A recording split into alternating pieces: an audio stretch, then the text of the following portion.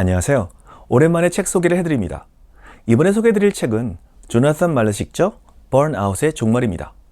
변명이긴 하지만 요즘 책을 잘 못 읽습니다. 시간이 부족해서라기보다는 책을 읽을 엄두를 못 내고 있다가 더 정확한 표현일 것 같습니다. 그렇다면 왜 저는 책을 안 읽게 되었을까요? 예전에는 그냥 책을 읽는 행위 자체가 즐거웠습니다.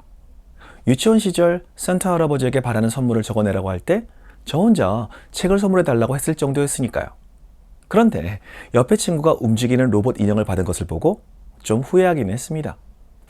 그러다가 유튜브를 통해 북 리뷰를 하게 되고 책의 내용을 잘 정리해 드리려고 형광펜으로 줄을 치고 북마크를 붙이고 아이패드에 내용을 정리하면서 어느샌가 책 읽는 것이 즐거움이 아닌 일 또는 공부가 되어버렸습니다. 그래서 책을 펼쳐보기도 전에 우선 옆에 형광펜과 북마크는 있는지, 자리 잡고 앉아서 필기할 준비가 되어 있는지를 챙기는 제가 한심해 보이더군요. 그래서 책을 못 읽었습니다. 결국 독서의 번아웃이 왔고 다시 책을 읽는 즐거움을 찾기 위해서 제가 고른 책이 번아웃의 종말입니다. 이 책은 신학과 교수였던 저자가 어느 순간 자신이 제대로 교수로서의 역할을 하고 있는지에 대한 회의에 빠지고 지치면서 결국 종신교수직을 그만두고 고통에서 벗어나면서 시작합니다. 저자는 책을 통해 번아웃의 역사적, 사회적 의미에 대해서 생각하고 번아웃의 근본적인 원인은 무엇인가에 대한 답과 삶의 중요성을 발견하는 데 꼭 필요한 지혜가 무엇인지에 대한 이야기를 풀어나갑니다. 번아웃에 대해 챗GPT에게 물어볼까요? 번아웃 증후군은 장기간에 걸친 지속적이고 과도한 스트레스가 일으키는 심리적, 신체적, 사회적인 피로, 무기력감, 무관심감 등을 포함한 상태라고 합니다. 번아웃 증후군에 잘 걸리는 직종에 저 같은 의료인이 포함되어 있네요. 여기에 대해서는 다시 말씀드리겠습니다. 번아웃 증후군의 증상으로 육체적 피로, 감정적 피로, 성취감의 감소, 냉소적, 멀어지는 태도 등을 들고 있습니다. 요즘 제가 겪고 있는 증상일까요?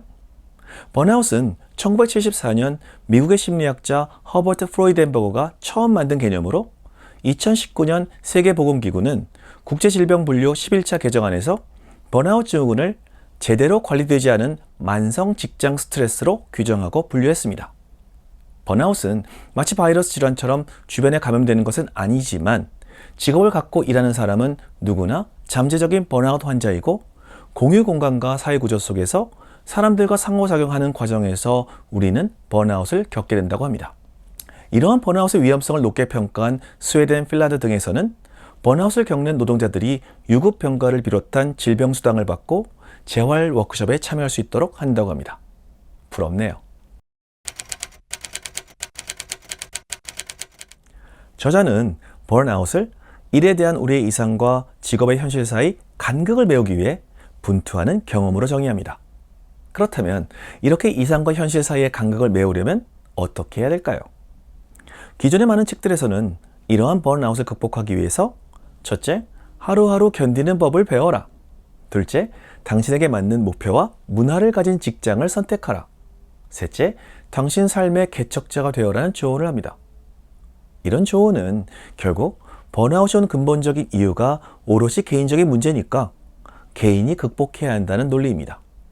반면 번아웃이 개인의 문제가 아니라 사람들이 일하는 사회 환경의 문제로 일터가 업무의 인간적 측면을 인정하지 않을 때 번아웃의 위험성이 커진다는 의견도 존재합니다. 그래서 번아웃을 전적으로 개인의 문제로 탓하면 안 된다고 저자는 주장합니다. 1936년 찰리 채플린 주연의 모던 타임즈는 당시 산업혁명으로 단순 반복되는 노동자의 삶을 날카롭게 비판하죠. 과로와 신경쇠약에 빠진 주인공의 모습에서 현대를 살아가는 우리가 겪는 삶의 번아웃을 느낄 수 있습니다. 번아웃의 세 가지 특성으로 소진, 냉소, 그리고 비효능감과 부족한 성취감이라고 합니다. 지난밤에 잠을 푹 잤다고 생각해도 일터에만 나오면 왜 그런지 축 처지고 예전에 가졌던 고객이나 학생들에 대한 열정이 사라짐을 느끼게 되고 오늘 난 직장에서 아무것도 한 게 없다고 무력감에 빠지게 됩니다. 앞서 번아웃에 잘 걸리는 직업으로 의료인이 있었죠. 의사로서 최신의 지식과 기술, 따뜻한 마음과 열정으로 환자를 치료하겠다는 이상과 너무 많은 진료와 수술 일정에 치이고 실적과 매출을 평가하고 높여야 하는 병원의 현실 간의 간극이 너무 커져버린다면 정상적인 진료를 할 수 없을 것입니다. 매일 해오던 진료 일정만으로도 지치고 환자의 하소연을 귀 기울여 듣는 것이 귀찮아지고 치료 성적이 떨어지고 결국 난 왜 의사를 선택했을지 무력감에 시달릴 수도 있죠. 이런 의사를 만나면 절대로 안 되겠죠. 특히 중증 환자들을 진료하는 대학병원 의사들이 이러한 번아웃의 위험에 노출될 위험이 높습니다. 그래서 일정한 기간 진료와 연구에서 벗어나 충전을 할 수 있도록 안식년 제도가 주어집니다.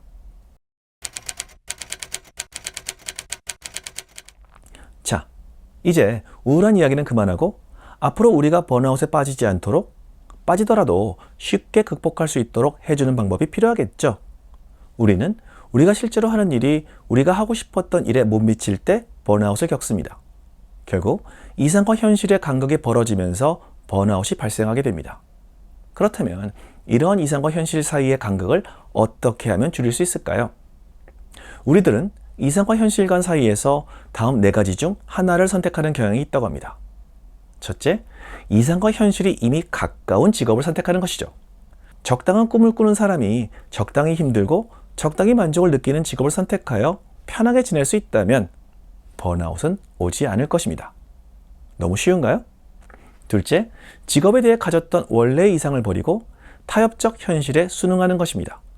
난 이 직업을 통해 다른 것을 신경 안 쓰고 돈만 열심히 벌어서 부자가 될 거야라고 결심하고 비인간적인 시선으로 동료, 고객, 환자를 평가하고 응대하는 방법입니다. 결코 추천드리고 싶지는 않습니다. 셋째, 현실을 무시하거나 이에 저항하고 이상을 끝까지 지키는 것입니다. 그렇지만 이러한 마음가짐으로는 대부분의 경우에서 현실적으로 실패하고 좌절하게 됩니다. 앞만 보고 꿈만 쫓다가 문득 뒤돌아보니 아무것도 안 남아있는 나 자신과 마주하게 되는 것이죠. 넷째, 이상도 현실도 모두 다 이룰 수 없는 현실에 완전히 자포자기하고 좌절해서 쓰러지고 마는 것입니다. 엄밀히는 이 단계를 번아웃으로 정의 내릴 수 있겠지만 사람들마다 다양한 정도로 대응하기 때문에 일종의 스펙트럼 장애로 분류할 수 있을 것입니다. 저자는 5번째 방법으로 공동체 내에서 서로 간 인간의 존엄성을 존중하고 내가 하는 노동과 나의 존엄과는 아무런 관련이 없다는 굳은 믿음을 가질 것을 주문합니다. 결국 어떤 일을 하느냐에 따라 인간의 가치를 매기는 것이 아무 가치가 없는 이야기라는 것을 우리들 모두가 믿을 때 번아웃은 존재하지 않을 것입니다. 이 책에는 번아웃을 극복한 시티스퀘어 직원들, 베네딕트의 수도사들, 다양한 취미를 가진 동호인들, 예술가들의 예를 들어 설명하고 있습니다. 저 역시 번아웃을 겪지 않기 위해 좀 지나칠 정도로 다양한 취미 활동들을 즐깁니다. 그중 대표적인 2가지가 사이클링과 등산이죠. 의사로서 제가 가진 이상과 현실을 조화롭게 유지하기 위해서 일 자체에 맹목적인 가치를 부여하지 않고 제 삶이 좀 더 풍요롭게 될 수 있도록 노력할 예정입니다. 그래야 저에게 진료받는 환자들이 더 행복하고 좋은 치료 결과를 얻으실 것으로 믿습니다. 이 책에 대한 저희 평가는요, 커피 3잔 반 드리겠습니다. 감사합니다. 건강하고 독서하는 하루 되세요.